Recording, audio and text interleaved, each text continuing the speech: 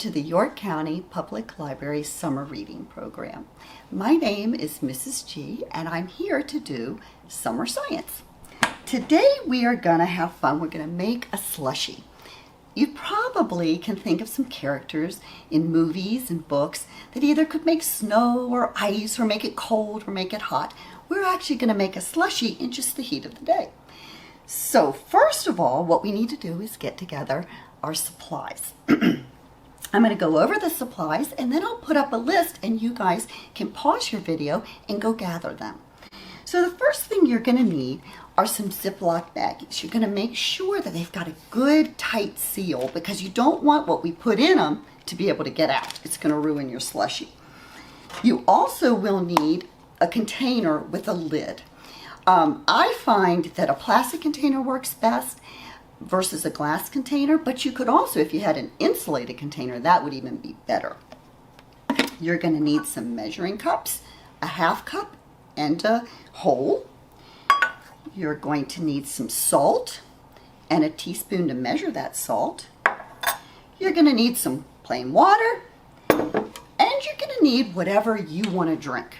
This is Kool-Aid, but you can do juice. You could even do milk if you wanted and add a little chocolate syrup and make a milkshake. You could do vitamin water. If you want to do a soda, you want to make sure you stir out all the bubbles before. I don't really advise a soda, but you can do it. So whatever you like to drink, make sure you've got that.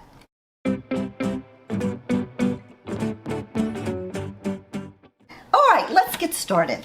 So let's take our plastic baggies, open them up, and the first thing you're going to add is a little bit of water. So you want to get half a cup of water. Pour that in. Whoa. Then you want to add a generous heap of salt. Seal this up. And as I said earlier, you want to make sure there's no leaks in your baggie. So you're going to kind of spin this around like this, swirl it around, and that will dissolve the salt into the water. You're going to want to do that with 2 bags, okay? Now this is the bummer. You're going to have to put this in the refrigerator. It takes about 5 hours to freeze, but this needs to become a solid chunk. So I advise that you take your bag and place it in whatever container you plan to make your slushie in. So you can place one there, and then you're also going to want to make a second bag and put your second bag in. If you have a really big container, you could even make 3 bags, 3 bags that would fit. So you're going to take this and put this in the refrigerator, or the freezer, sorry.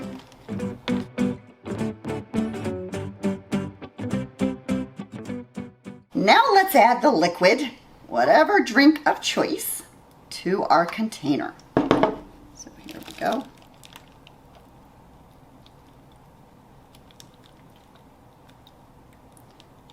It's got to be a little careful. That's pretty full.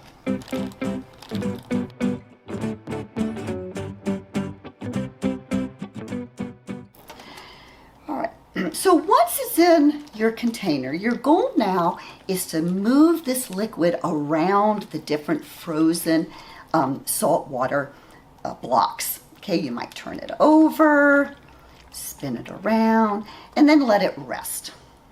And then you can spin it around a little bit. Just keep letting it rest. You'll feel the cold through your container. So what's the science here? What's happening in our with our slushie? When you take an ice cube, it's made of fresh water, and when you pour the liquid over it, it cools the liquid, but it's not able to freeze it. It just cools it. The trick about saltwater ice is it freezes at a colder temperature than fresh water.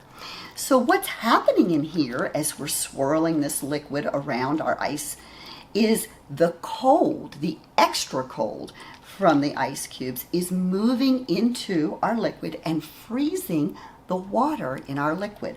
All liquids are made of water and flavoring. Even our milk is made of water, and it has flavoring and fats and proteins and so forth in it. So we're going to continue doing this. It might take 3 minutes, might even take 5 minutes. It really depends on how much liquid you put in there and how chilled your liquid was before you put it in there. So it does work if you take something from the refrigerator instead of just something from your cupboard, liquid from your cupboard.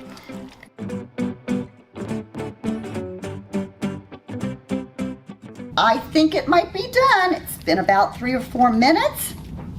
So now you want to open up your container. Let's see what's inside. We got to take out our ice. So here you can see how some of this has melted. So the heat from our drink went into our ice. Again on this one. And look what is left over.